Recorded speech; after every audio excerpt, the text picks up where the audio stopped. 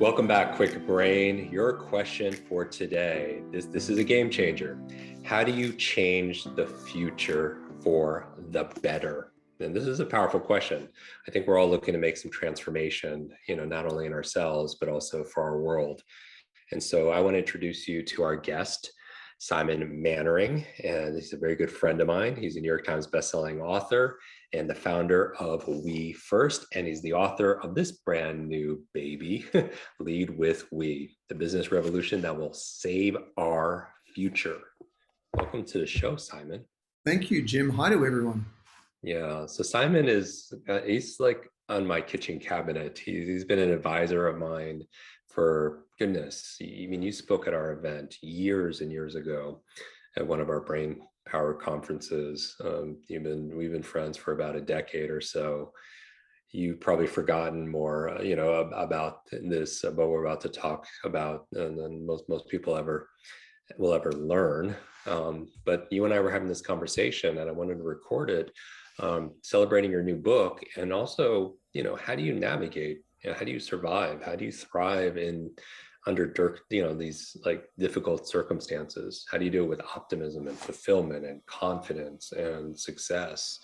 Because I know you're a master, of these things, and especially in the area of what we talk about, purpose and mindset.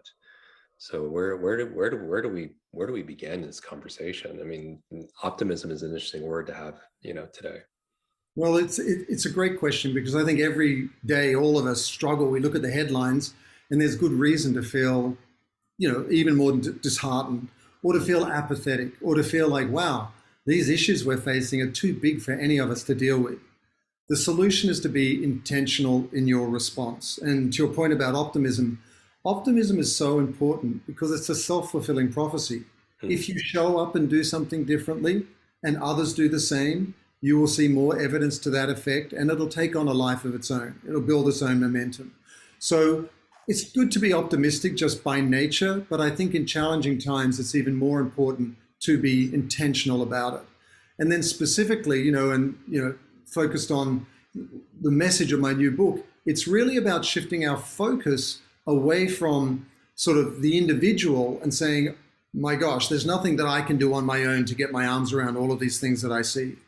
And rather shifted to leading with we, which is recognizing that we got in this mess together through all of our individual actions over time. And the only way out of it is by working together in new ways. And not only will we unlock really powerful solutions that aren't possible otherwise, but just by working together in new ways, we're going to find fulfillment and connection and find joy in solving for these issues that simply wasn't possible. And so I think you need to be intentional. Optimism is a self-fulfilling prophecy. And then you need to shift your focus to lead with we, and let's get it done together. Leadership is a topic that I know a lot of our listeners are studying, or they're in positions. And you're talking about, this is for every level, no matter your profession or your age or stage, right? It's true. I mean, we've got one of three scenarios. One is we keep doing what we're doing as individuals and things keep getting worse. Or half of us do the right thing and half of us don't. And that doesn't work out either, because one undoes the other. Or we all show up differently.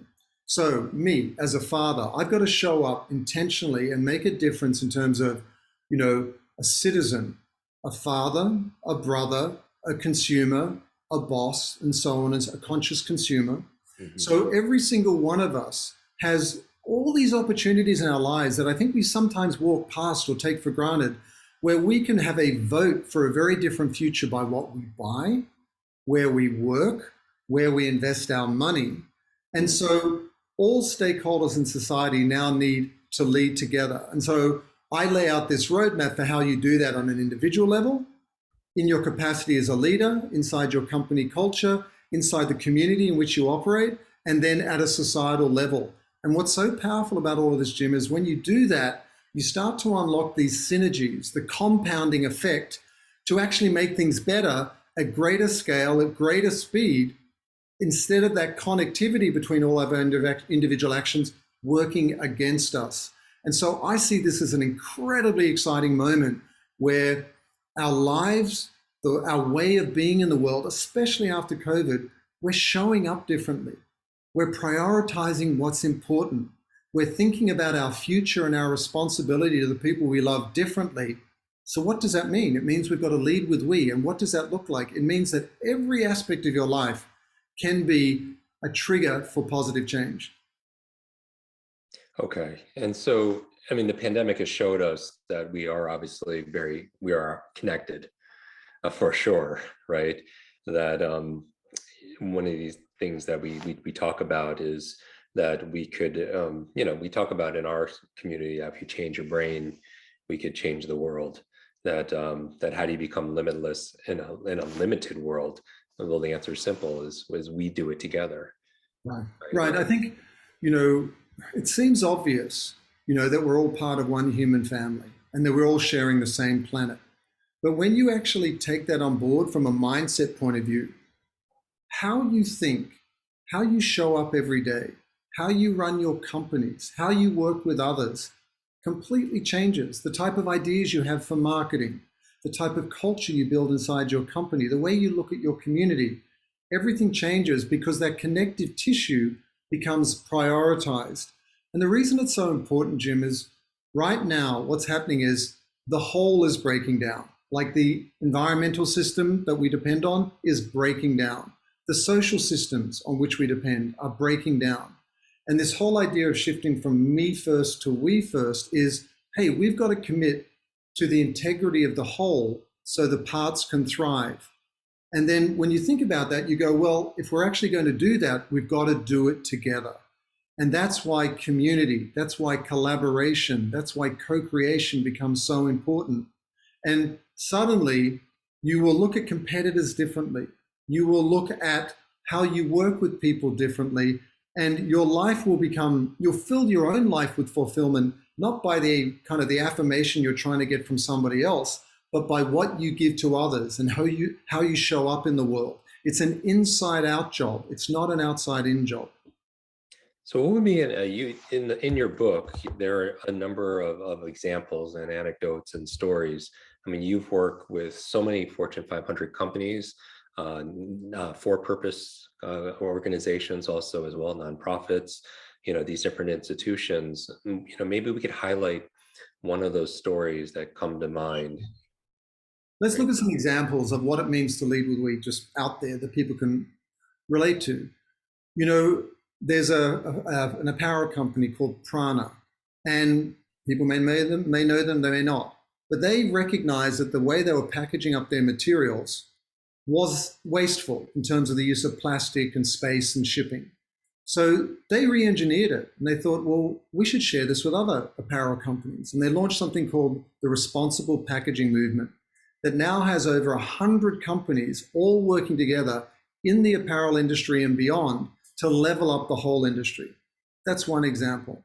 Another example would be IKEA, both in the Europe and now in the US, is actually allowing you to take back the products you no longer want and now buy them back for you because they want to be more responsible in terms of how they're showing up and the impact of their materials in the world. They're also selling renewable energy in Europe. So you go as a customer to IKEA and they can sell you solar power. Why? Because they want to make their customers' households climate positive. Or if you look at a big company like IBM, IBM has something called Call for Code, which is an open source competition amongst developers all around the world to solve for the climate crisis, to use technology to help us be safer during COVID.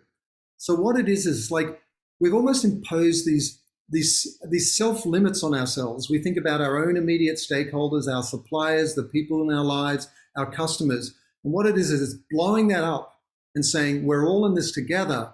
Who can we work with in a broader sense? And how can we impact more people? And when you do that, you get that fulfillment yourself and you feel more optimistic every day. Mm. Now, when you were doing your research for this book, Oh.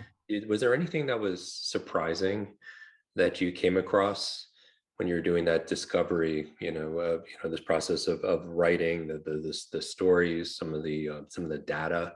because it's a lot of what you see on the news. It tends to, if it bleeds, it leads, and it tends to be a little bit dark and scary and threatening, and that could certainly affect, those who are listening right now, their mindset, No. and being optimistic, and and moving to be able to navigate through turbulent times. How do people maintain that level of certainty and confidence? Certainty and confidence comes from having some sort of strategy or way of being in the world that you think is going to make a difference. That's how you validate it to yourself. What's interesting is the old mindset and the new mindset, which might loosely be called, the older generations, the younger generations. What's interesting about leadership that's been around for a long time is they've always been gun shy of leaning into, social, cultural issues because they feel they may polarize their audience. But what the research showed was that consumers will actually change their loyalty to a different company if that company shows up with a meaningful point of view on an issue that affects their lives.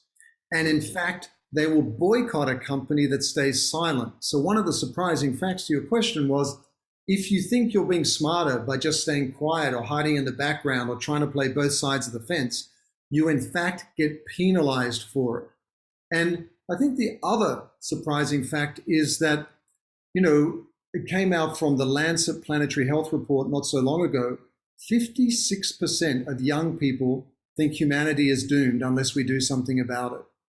56% of young people globally, which creates this huge expectation on business and leaders and companies to give them a reason to believe in the future, to show up meaningfully, to make sure that they know that whatever they're buying is responsible in the way it was made and how it was shipped and all that sort of thing, but also that it's a product that won't damage the planet, and that by supporting that brand with their dollars, by working for that company, by being an investor in that company and buying some of the shares, they're actually enabling a more positive future.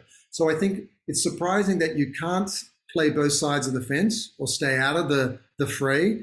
And at the same time, there's a huge expectation on business now to be more than just people marketing products, but to become a platform through which people believe that their participation can help build a better future for everyone. And so I see this not as the end of something or the end of times. I see this as this miraculous, truly miraculous rebirth of business, appropriately painful, like any birth would be, but it's a rebirth where we're falling back in love with the natural world. We're reconnecting with each other and the human family, despite the polarization of social media. This is an interesting way. I love what you're talking about, because this certainly affects the way we live and we work, and that's ever changing. How do you be able to show up, to be able to succeed, and also feel fulfilled? In a way, it goes from your head to your heart, Right. to your hands, and in Yeah. terms of the actions that we bring to it. I think what you just shared there is really important. If you are looking for personal fulfillment in your life, or in a company as an employee or as a founder, CEO, you've really got to define what that foundational purpose is, which is why you exist. That will not only move your mind, but it'll move your heart and motivate your hands to do something. The biggest cure for apathy or fear or hopelessness is action.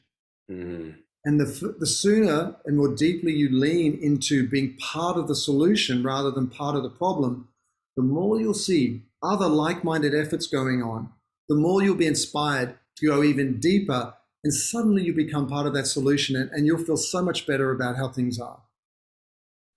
When we're talking about purpose, our community who has read our book, Limitless, we did a whole chapter on purpose, where the idea was that follow your heart, and also bring your brain. What was your purpose in writing this book?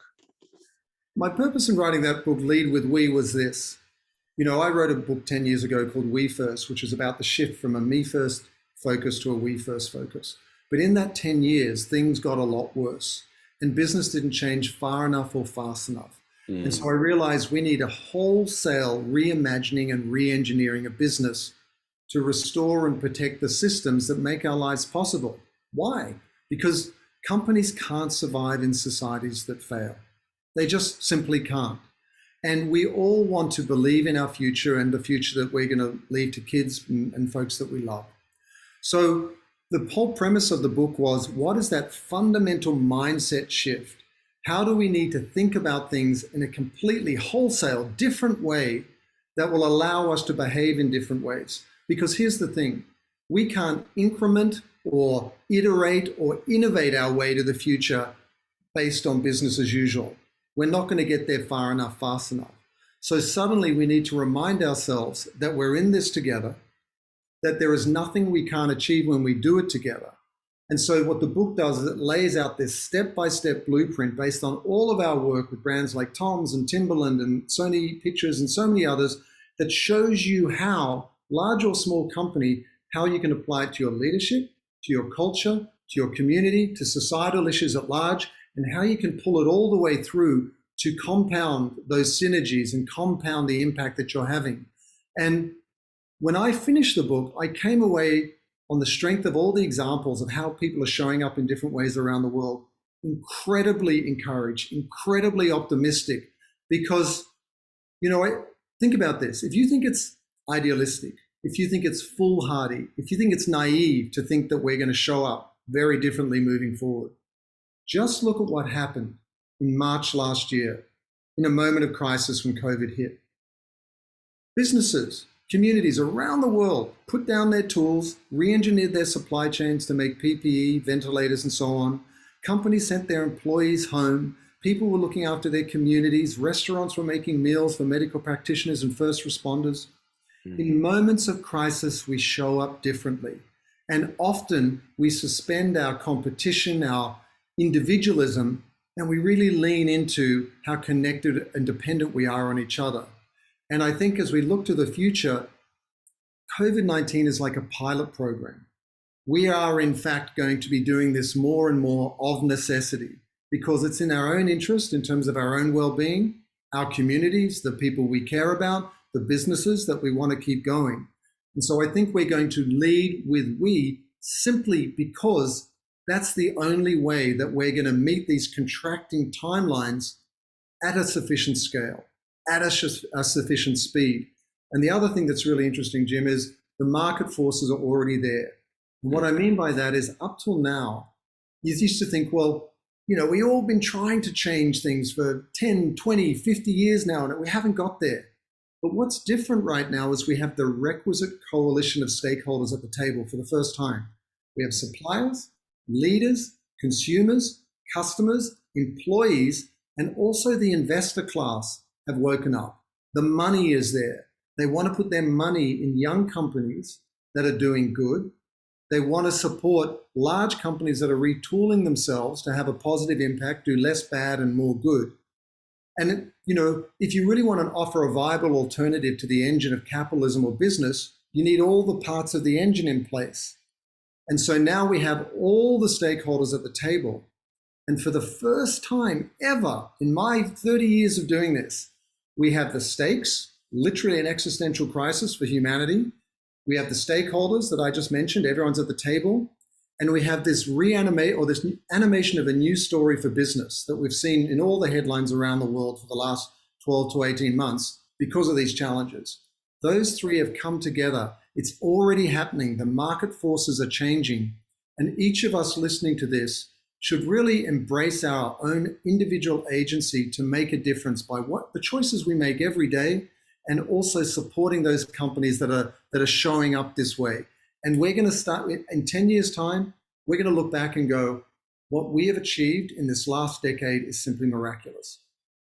I love that. Talk a little bit more about that vision, that aspiring vision, the possibility of what things could look like in the next 10 years. If everyone subscribed and to what's in your work. The reason I'm so confident about it is I'm privileged in the sense that we do all this work with startups to big companies. We have a line of sight. We're in the rooms with all the time with the decision makers, and you get to see the patterns. So it's not just my opinion, it's based on day in, day out doing this work. And when I wrote my first book, We First, 10 years ago, the first chapter was The Future of Profit is Purpose. And here we are 10 years later, and everyone's falling over themselves talking about how purposeful they are. If I was to suggest my line of sight, if I was to report back from the future on the strength of the work that we do, I would say that we are going to lead with we. And the future of leadership is collaborative. And what does that look like, to your question?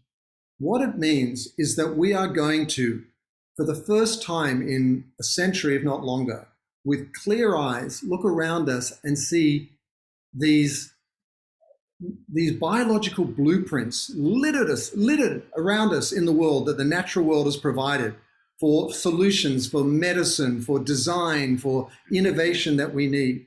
On the strength of millions of years of evolution, if not billions, and we've just been walking past it and fabricating solutions that have done harm to our lives and the planet.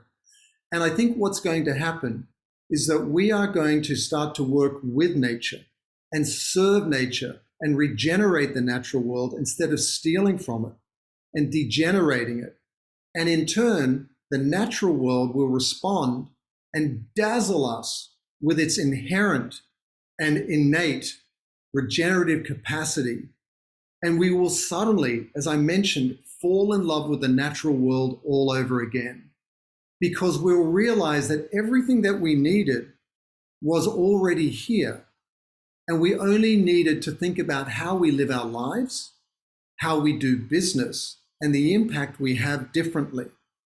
And, this is it's hard to get the ball up, to get the plane off the ground. We're slowly getting there right now. And it's easy to kind of be cynical and say, will we get there or will we not? But it is already underway. The hardest point is to really change course, to get airborne and then take flight. And I think we'll look back in 10 years' time and we will say, there is an incredible innovation opportunity.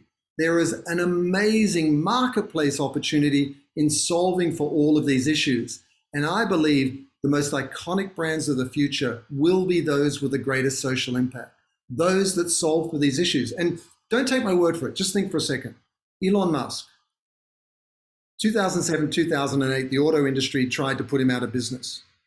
Here he is now, the richest man in the world, on his way to being the first trillionaire, $300 million in net worth. Not that it's about money. And every automaker in the world has made commitments to electric or alternative energy vehicles. Look at clean beauty. Look at clean fashion. Look at clean apparel or sustainable apparel. Everything around you is transforming. It's already happening. I think about that African proverb: if you want to go faster, you go alone. If you want to go further, Right? we go together. Yeah. This idea, even just replacing that I, in illness with we, and you have wellness. It's kind of cliche, but there's a lot of truth to that. So the person who's listening right now, whether you're an executive, you're an employee, you're an entrepreneur, an aspiring entrepreneur, highly recommend this book. Where can people stay in touch with you? Where can they get the book, Lead with We? Yeah. Thank you for asking that. And I just want to touch on one thing you said there. The reason this is so possible is that we're not trying to learn something new. We're just remembering what we forgot. That you and I, Jim, are connected at a heart level. It's hardwired chemically into our brains and our lives. And we're also deeply connected to the natural world. We all went to nature to restore ourselves during COVID. So this is just about returning to what is innate within us. That's why it's so possible.